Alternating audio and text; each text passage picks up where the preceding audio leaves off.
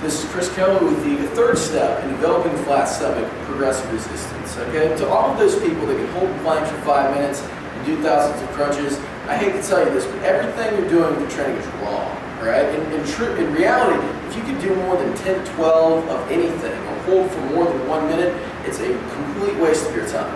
The abs are muscles like anything else, right? The only way that we're going to continue to develop muscle tone is by making it progressively more difficult, all right? We need to strength train the abs just like we would lift a heavy weight overhead and add more weight to get stronger, all right? So it's the same principle. In today's video, I'm going to take you through 2 common exercises that we have at our disposal and how we can make them harder, all right? So we're going to start with a common plank, all right? With a plank, what I want to think about doing, okay, is getting my back flat on the table. I want to stay away from this, okay, where my back is arched toward the ground. What I want to do is get my back flat, okay, so I'm kind of actually rounding just a little bit more. And this is where I start with the plank. All right, if I can hold it here for 30 seconds, okay, this is a little bit, I guess, easier than the common floor plank, okay? For people that, you know, if you've never done push-ups before, you're kind of weak in the upper body, this would be the starting point for you. It will allow you to gain a little bit of strength before you hit the ground. We definitely want to feel it in the stomach more than the arms, the legs, or what have you. So once you got 30 seconds on the chair, we can move to a plank on the floor. Okay, and again, this one would be pretty easy. Okay, now once you have that, we can start to incorporate what we call extremity movements. So rather than holding stable here, I can start to do leg movements like stepping out. That would be 1, 2, like that, or toe rocks. Rocking forward and back, certainly tuck my knees to the side, or really whatever you want.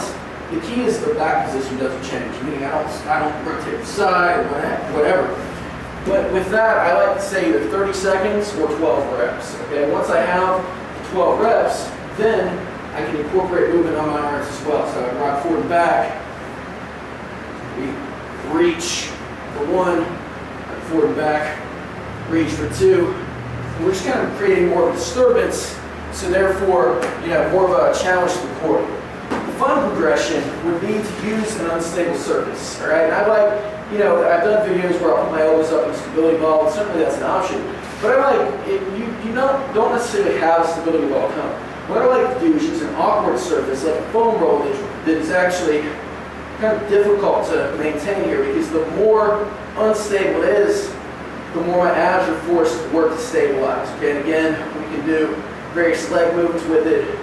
We can push the foam roll forward and back. But you could also do things like an offset arm hold, where my arm is out here, or reaching out in front of you more like this. There are a million different things you could do, but just think changing the positions of your arms, okay, or changing the positions of your legs, and that really would help to kind of dial things up. Now our other option would be a dead bug.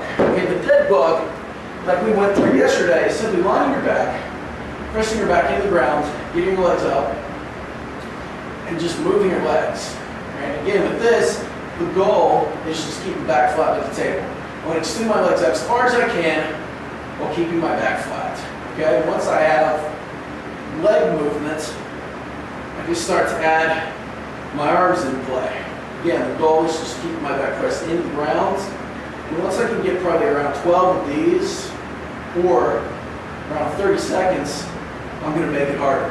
I can do that by holding on to some sort of weighted object, or by physically elevating my body. Okay, so I'm just going to take a mat here. Again, now it's more unstable because my core is kind of, I have to kind of practice holding here. So again, this is a little bit harder. But again, there are a lot of options that you can do. And really, your imagination is the only thing that's limiting you, because I can think of a million different leg movements and arm movements. The key is that you're able to do it with proper form, meaning your back is flat in the plank position and your back is flat against the floor in the dead bug position. But always think with core training, how can I make it harder in some way? What did I do yesterday? How do I make it harder tomorrow? That's really the key, all right? It sounds kind of funny to log what you're doing with these exercises, but it's as important as keeping a workout log when you're training for running, when you're strength training in the gym. It's the same thing. So if you want a flat stomach, you got to work for it, and that's what I would recommend. As far as how much of this to do, the abs take a lot of damage. Okay? The abs are smaller muscles and they can kind of take a lot of love. So I would recommend anywhere from 3 to 5 sets of either 12 reps or 30 seconds. Maybe pick 2 to 3 exercises. Focus on those exercises, perform them back to back. Maybe a plank followed by a dead bug. Fatigue them. That will help in that process. But tomorrow we're going to cover more strength-based exercises like sit-ups and crunches and joint to lift.